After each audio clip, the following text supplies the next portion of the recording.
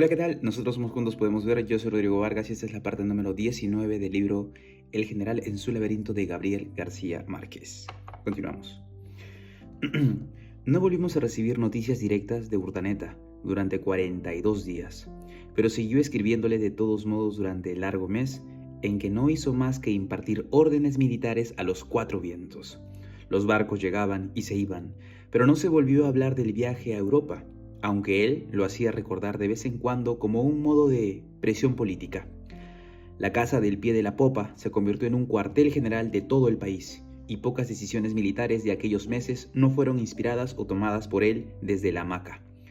Paso a paso, casi sin proponérselo, terminó comprometido también en decisiones que iban más allá de los asuntos militares, y hasta se ocupaba de lo más pequeño, como de conseguir un empleo en las oficinas de correos para su buen amigo, el señor Tatis, y de que se reincorporara en el servicio activo el general José Ucros, que ya no soportaba la paz de su casa.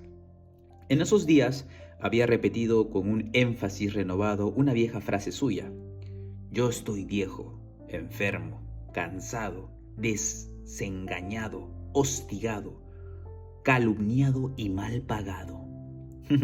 Sin embargo, nadie que lo hubiera visto se lo habría creído, pues mientras parecía que solo actuaba en maniobras de gato escaldado para fortalecer el gobierno, lo que hacía en realidad era planear pieza por pieza, con autoridad y mando de general en jefe, la minuciosa máquina militar, con que se proponía recuperar a Venezuela y empezar otra vez desde allí la restauración de la alianza de naciones más grande del mundo.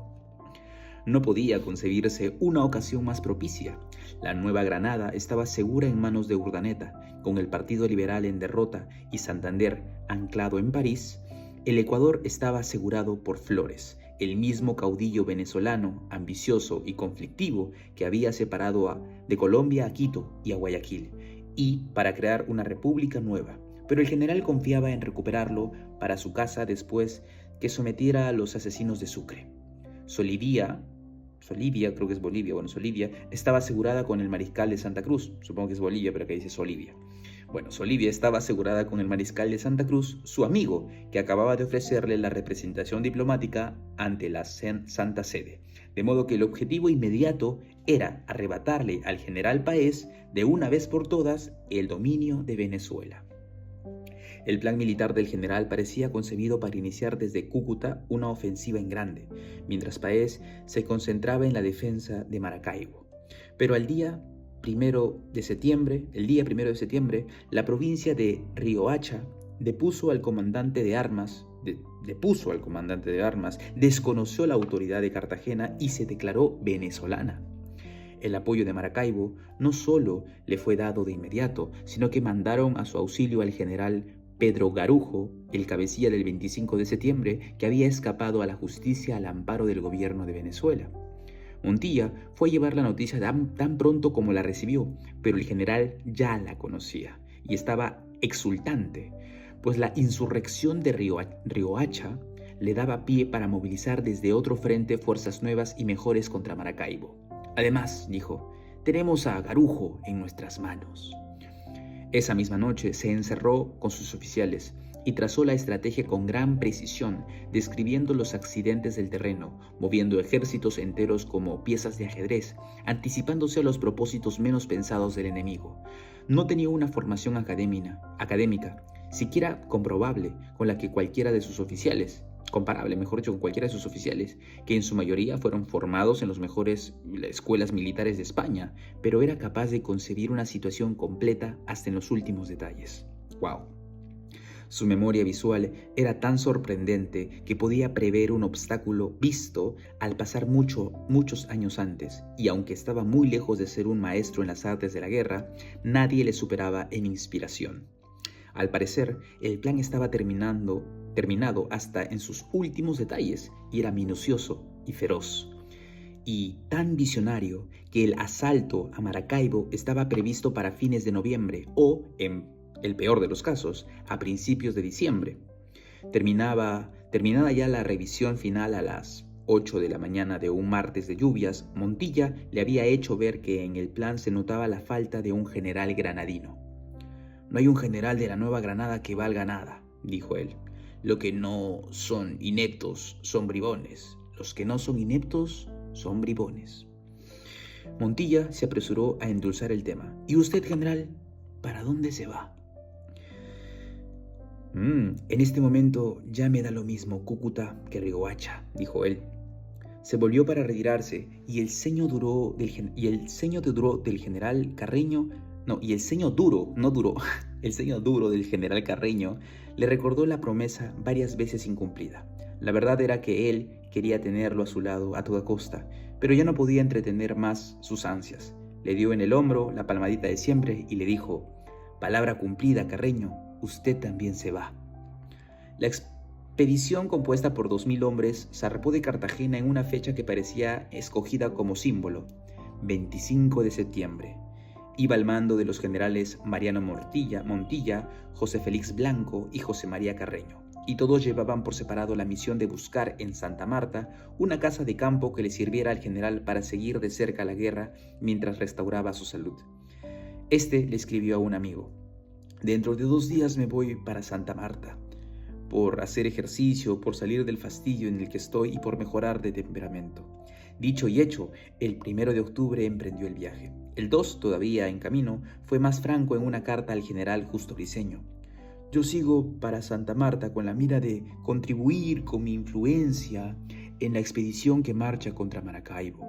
El mismo día volvió a escribirle a Urdaneta: yo sigo para Santa María con la mirada de visitar aquel país que no le he visto nunca y por ver si desengaño a algunos enemigos que influyen demasiado en la opinión.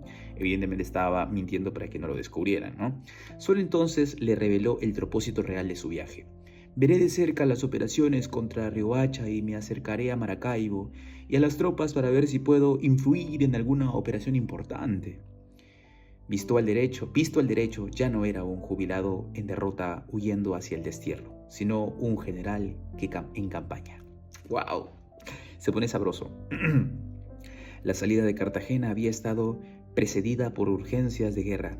No se dio tiempo para adioses oficiales y a muy pocos amigos les anticipó la noticia. Por instrucciones suyas, Fernando y José Palacios dejaron la mitad del equipaje al cuidado de amigos y casas de comercio, por no arrastrar un lastre inútil para una guerra incierta.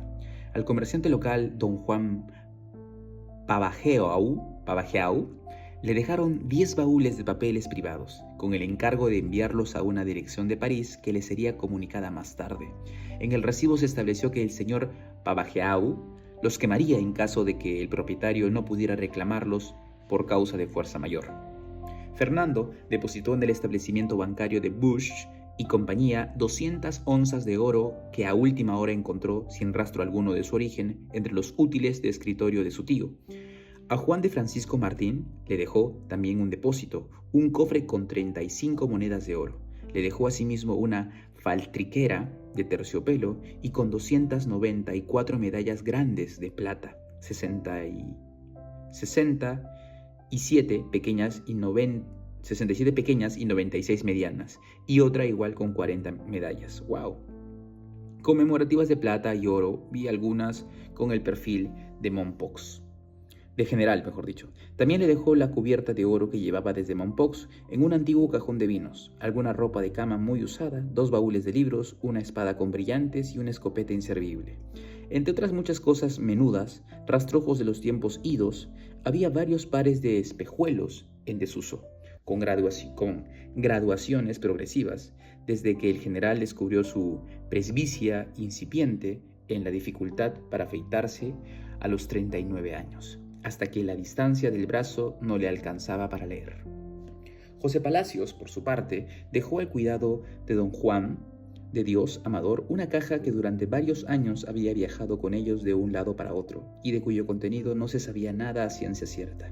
Era algo propio del general, y con un instante no podía resistir una veracidad posesiva por los objetos menos pensados, o por los hombres sin mayor mérito, y al cabo de cierto tiempo tenía que llevarlos a rastras sin saber cómo quitárselos de encima. Aquella caja le había llevado de Lima a Santa Fe en 1826 y seguía con él después del atentado del 25 de septiembre, cuando regresó al sur para su última guerra. No podemos dejarla mientras no sepamos al menos si es nuestra, decía. Cuando volvió a Santa Fe por última vez, dispuesto a presentar su renuncia definitiva ante el Congreso Constituyente, la caja volvió entre lo poco que quedaba de su antiguo equipaje imperial. Por fin decidieron abrirla en Cartagena, en el curso de un inventario general de sus bienes, y descubrieron adentro un revoltijo de cosas personales que desde tiempo atrás se daban por perdidas. Había 415 onzas de oro del cuño colombiano, un retrato del general George Washington con un mechón de su cabello, una caja de oro para rape, que es como para cigarrillos, regalada por el rey de Inglaterra, un estuche de oro con llaves de brillantes dentro del cual había un relicario y la gran estrella de Bolivia con brillantes incrustaciones. José Palacios dejó todo esto en la casa de Francisco Martín, descrito y anotado, y pidió el recibo en regla. El equipaje quedó entonces reducido a un tamaño más racional, aunque sobraban todavía 3 de los 4 baúles con su ropa de uso, otros 10 manteles de algodón y lino muy usados, y una caja con cubiertas de oro y de plata de varios estilos revueltos, que el general no quiso dejar ni vender, por si más adelante necesitaba servir la mesa para huéspedes meritorios. Muchas veces le habían sugerido rematar aquellas cosas para aumentar sus recursos escasos, pero él se negó siempre con el argumento de que eran bienes del Estado. Bien, general. Con el equipaje aligerado y el séquito disminuido, hicieron su primera jornada hasta Turbaco. Prosiguieron al día siguiente con buen tiempo, pero antes del mediodía tuvieron que guarcerse bajo un cámpano, donde pasaron la noche expuestos a la lluvia y a los vientos malignos de las ciénagas. El general se quejó de dolores en el vaso y en el hígado, y José Palacios le preparó una pócima de manual francés para los dolores que se le hicieron intensos, y la fiebre aumentó también. Al amanecer estaba en tal estado de postración que lo llevaron sin sentido a la villa de Soledad, donde un viejo amigo suyo, don Pedro Juan Bisbal, lo recibió en su casa. Allí permaneció más de un mes, con toda clase de dolores recrudecidos por las lluvias opresivas de octubre. Soledad tenía el nombre bien puesto. 4 calles de casas de pobres, ardientes y desoladas, a unas 2 leguas de una antigua barrancada de San Juan Nicolás, que en pocos años había de convertirse en la ciudad más próspera y hospitalaria del país. El general no hubiera podido encontrar un sitio más apacible, ni una casa más propicia para su estado, con 6 balcones andaluces que la desbordaban de luz y un patio bueno para meditar bajo la ceiba centenaria. Desde la ventana del dormitorio dominaba la plácida desierta, con la iglesia en ruinas y las casas con techos de palma amarga pintadas con colores de aguinaldo. Tampoco la paz doméstica les sirvió de nada. La primera noche sufrió un ligero vaído, pero se negó a admitir que fuera un nuevo indicio de su postración. De acuerdo con el manual francés, describió sus males como una atrabilis agravada por un resfriado general y un antiguo reumatismo repetido por la intemperie. Este diagnóstico múltiple le aumentó los resabios contra las medicinas simultáneas para varios males, pues decía que las buenas para unos eran dañinas, para los otros no, pero también reconocía que no hay buen medicamento para el que no lo toma. O sea, no hay medicamento si es que no lo tomas, no hay mal medicamento si no hay que lo tomar. Y se quejaba diario de no tener un buen médico, mientras se resistía a dejarse ver por los muchos que lo mandaban. El coronel Wilson, en una carta que escribió a su padre por aquellos días, le había dicho que el general podía morir en cualquier momento, pero que su rechazo a los médicos no era por menosprecio, sino por lucidez. O sea, él no quería estar con los médicos y ya. En realidad, decía Wilson, la enfermedad era el único enemigo al que el general le temía, y se negaba a enfrentarlo para que no lo distrajera de la empresa mayor de su vida.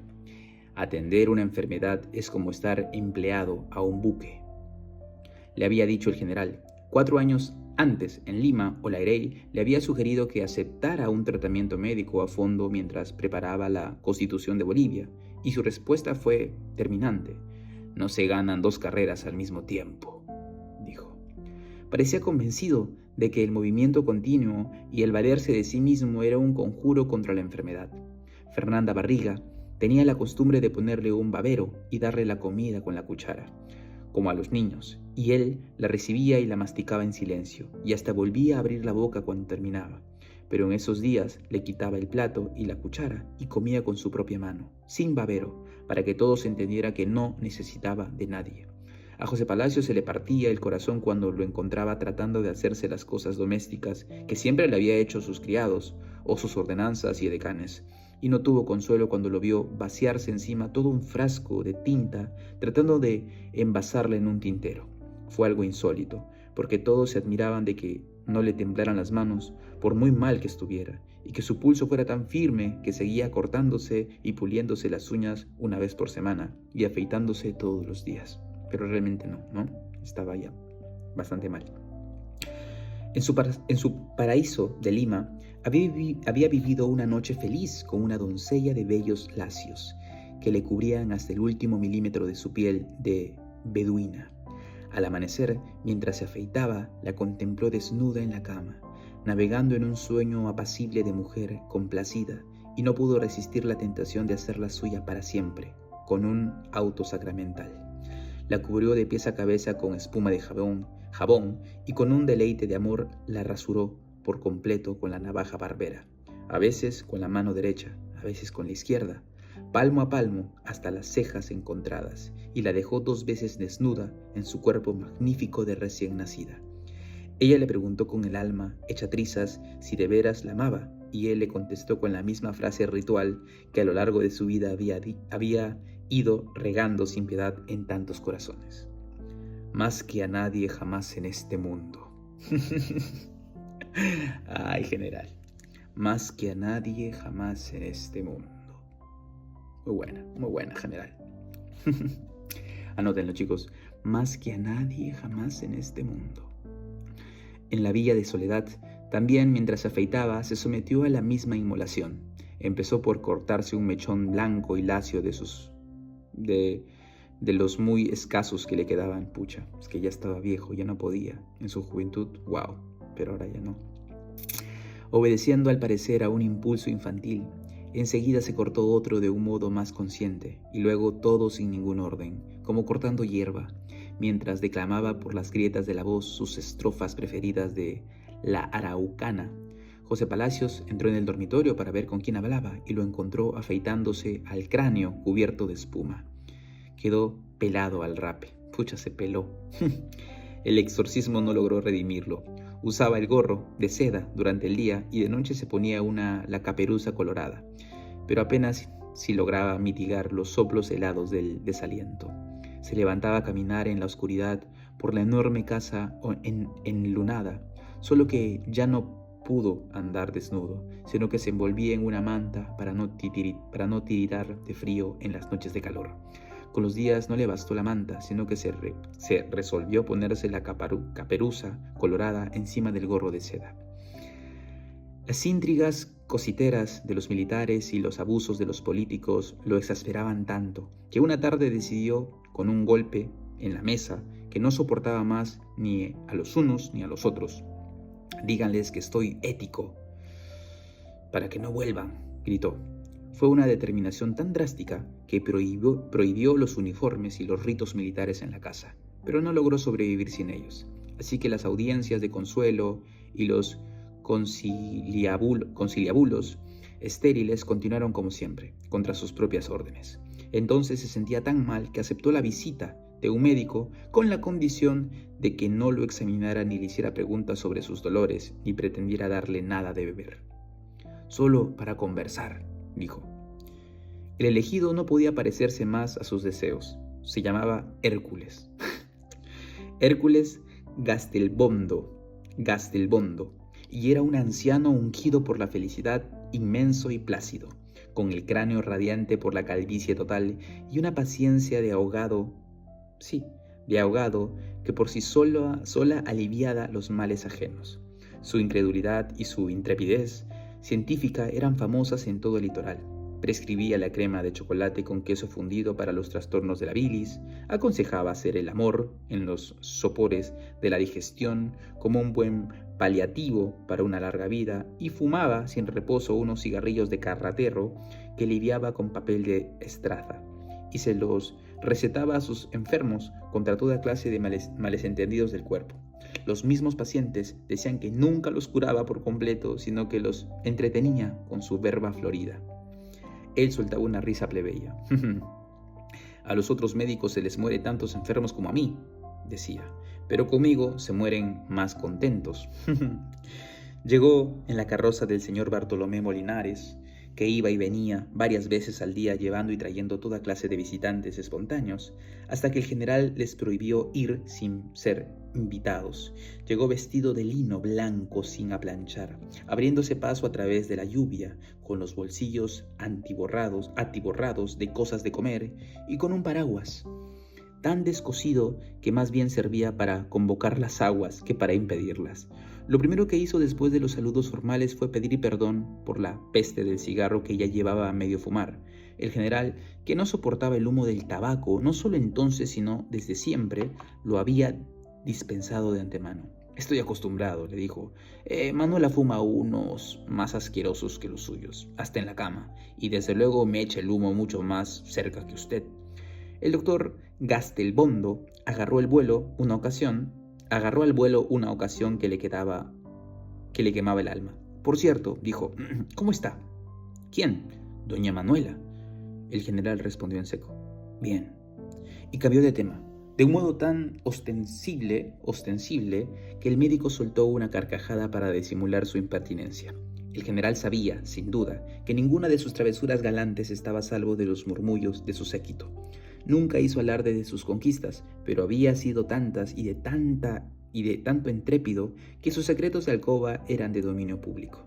Una carta ordinaria demoraba 3 meses de Lima a Caracas, pero los chismes de sus aventuras parecían volar con el pensamiento. El escándalo lo perseguía como otra sombra y sus amantes quedaban señaladas para siempre como con una cruz de ceniza, pero él cumplía con el deber inútil de mantener los secretos de amor protegidos por un fuero sagrado. Nadie tuvo de él una infidencia sobre una mujer que hubiera sido suya, salvo José Palacios, que era su cómplice, ni siquiera por complacer una curiosidad tan inocente como la del doctor Gastelbondo y referida a Manuela Sáenz, cuya intimidad era tan pública que ya tenía muy poco que cuidar. Salvo por este incidente instantáneo, el doctor Gastelbombo fue para él una aparición providencial de Dios. Lo reanimó con sus locuras sabias. Compartía con él los animalitos del almíbar, los alfajores de la leche, los diabolines del almidón de yuca que llevaban en los bolsillos y que él aceptaba por gentileza y se comía por distracción. Un día se quejó de que esas golosinas de salón solo servían para entretener el hambre, pero no para recobrar el peso, que era lo que él quería. «No se preocupe, excelencia», le replicó el médico. «Todo lo que entra por la boca engorda y todo lo que sale de ella envilece». El argumento le pareció tan divertido al general que aceptó tomarse con el médico una copa de vino generoso y una taza de sagú. Sin embargo, el humor que el médico le mejoraba con tanto esmero se lo descomponían las malas noticias. Alguien le contó que el dueño de la casa donde vivía en Cartagena había quemado por temor al contagio el catre en el que él dormía, junto con el colchón y las sábanas, y todo cuanto había pasado por sus manos durante la estancia. O sea, pensaba que estaba una peste. Él ordenó a don Juan de Dios Amador que del dinero que le había dejado pagara las cosas destruidas como si fueran nuevas, además del alquiler de la casa. Pero ni aún así logró aplacar la amargura.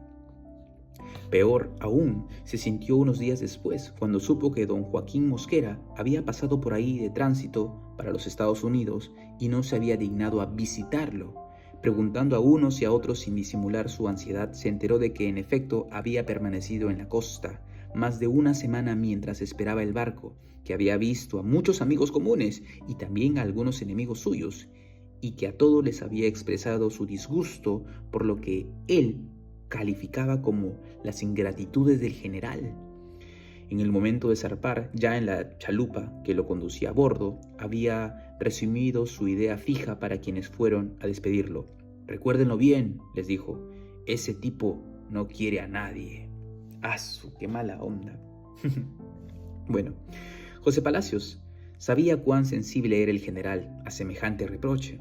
Nada le dolía tanto, ni lo ofuscaba tanto como que alguien pusiera en duda sus afectos y era capaz de apartar océanos y derribar montañas con su terrible poder de seducción hasta convencerlo de su error. En la plenitud de la gloria, Delfina Guardiola, la bella de Angostura,